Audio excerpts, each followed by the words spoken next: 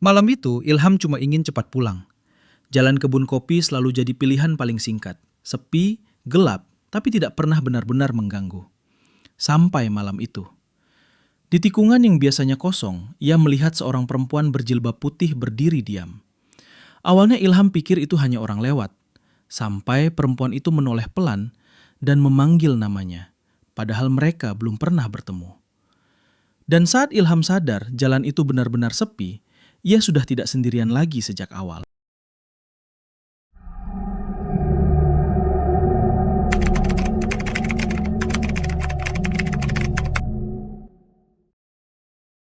Di sebuah dusun kecil di lereng bagian timur Lombok, hiduplah seorang pemuda bernama Lalu Ilham Ramadan.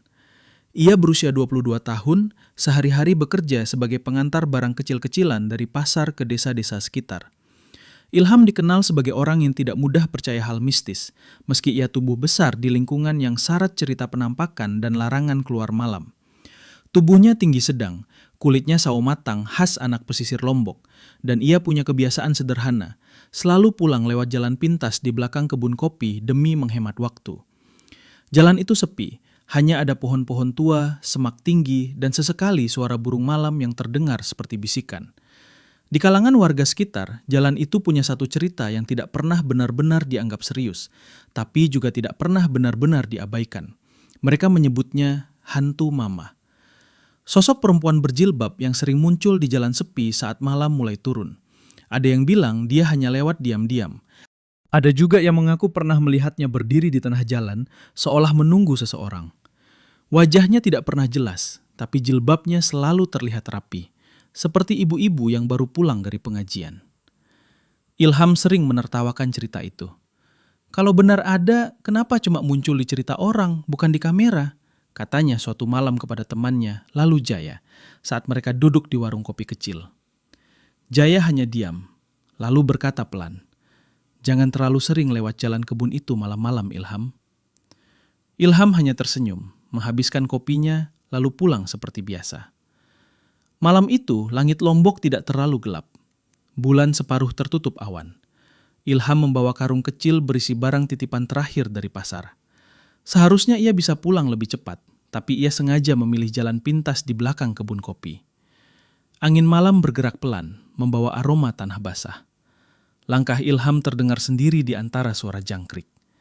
Sampai di pertengahan jalan, ia berhenti. Waduh, ceritanya makin seru nih. Tapi sebelum kita lanjut, klik dulu tombol like dan subscribe, biar aku bisa terus bikin cerita-cerita seru buat kalian. Oh iya, share juga pengalaman kalian di komentar, siapa tahu bisa jadi cerita versi kalian di video selanjutnya. Ada sesuatu di depan. Sosok perempuan berdiri tidak jauh dari pohon besar di tikungan jalan. Mengenakan jilbab putih, panjang menutup dada. Diam, tidak bergerak. Ilham menyipitkan mata. Mungkin orang lewat, gumamnya. Tapi tidak ada suara langkah lain. Tidak ada kendaraan. Tidak ada cahaya senter selain miliknya. Ia mencoba melanjutkan jalan, tapi semakin dekat, udara terasa lebih dingin dari biasanya. Dan saat Ilham hampir melewati sosok itu, perempuan itu menoleh sedikit. Tidak banyak, hanya cukup untuk membuat Ilham melihat satu hal yang membuat langkahnya otomatis berhenti. Wajahnya terlalu tenang, terlalu kosong, dan bibirnya bergerak pelan, seperti mengucapkan sesuatu tanpa suara yang jelas. Ilham menelan ludah. Hanya orang, katanya pelan, mencoba meyakinkan dirinya sendiri.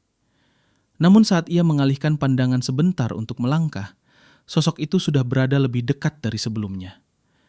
Padahal Ilham yakin, ia tidak mendengar langkah apapun. Dan di saat itu, angin berhenti. Suara jangkrik hilang. Yang tersisa hanya satu kalimat yang akhirnya terdengar jelas di telinga Ilham, seperti bisikan yang datang dari belakang kepalanya. "Nak, kamu pulang dari mana?" Ilham membeku, dan itulah pertama kalinya ia benar-benar ingat cerita tentang hantu mama yang dulu ia tertawakan. Ilham tidak langsung menjawab. Kakinya terasa berat seperti menempel di tanah.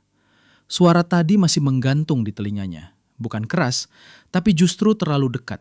seperti ada seseorang berdiri tepat di belakang tengkuknya. Ia memberanikan diri menoleh sedikit.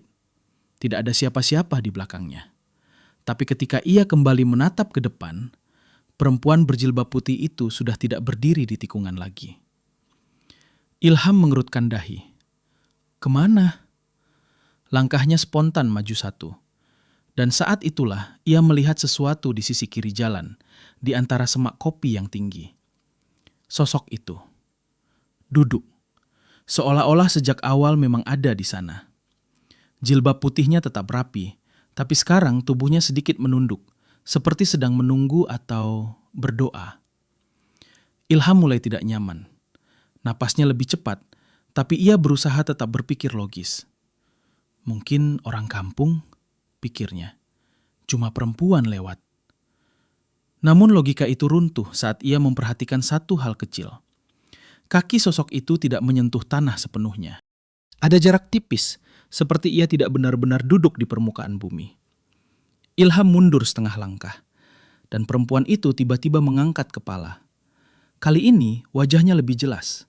Bukan karena lebih dekat, tapi karena cahaya bulan tiba-tiba terasa lebih terang, seolah sengaja menyorot ke arahnya. Wajah itu pucat, terlalu tenang, dengan mata yang tidak berkedip. Lalu suara itu muncul lagi, lebih jelas. "Nak Ilham, kamu pulang dari mana? Sendirian begini?" Ilham tersentak. Kenapa dia tahu namaku? Batinnya kacau. Ia tidak pernah melihat perempuan itu sebelumnya.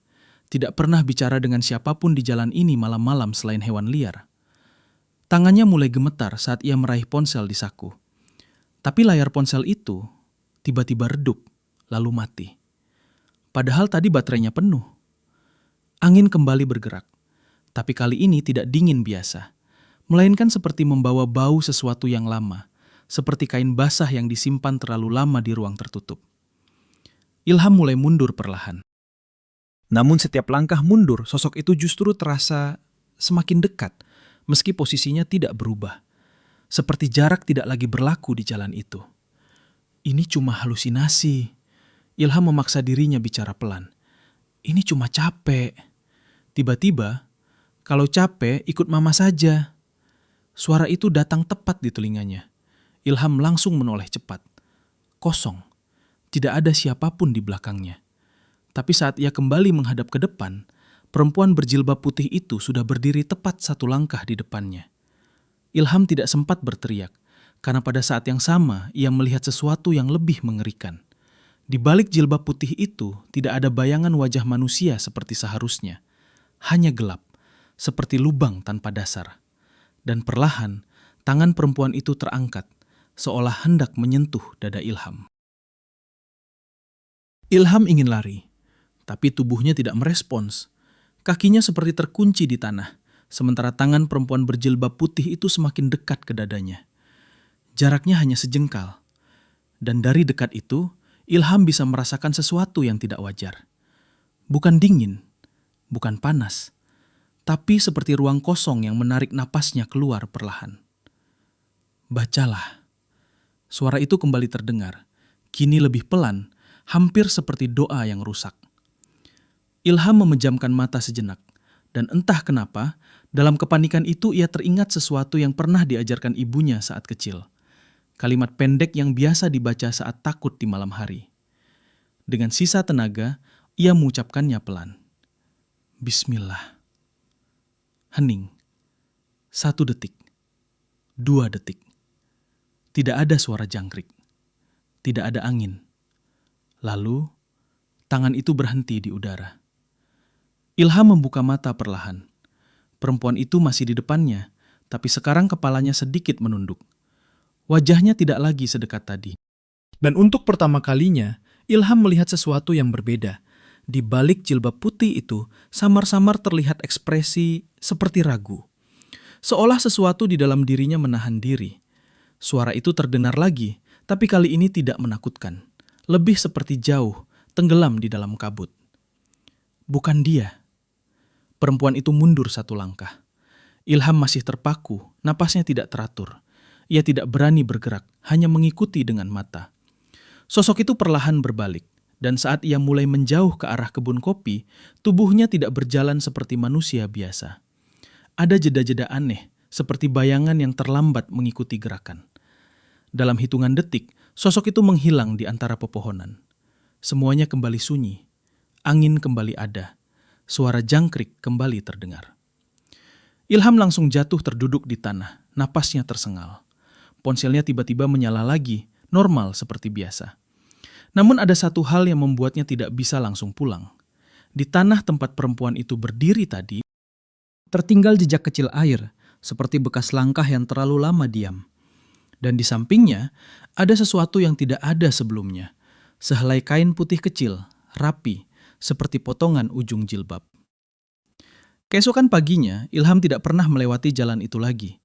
Warga kampung hanya bilang sejak malam itu, hantu mama tidak pernah terlihat di tikungan kebun kopi lagi. Tapi lalu Jaya pernah berkata sesuatu yang membuat Ilham terdiam lama. Kadang yang orang bilang hantu itu bukan mau menakut-nakuti, tapi lagi jaga sesuatu di jalan itu. Ilham tidak pernah menjawab.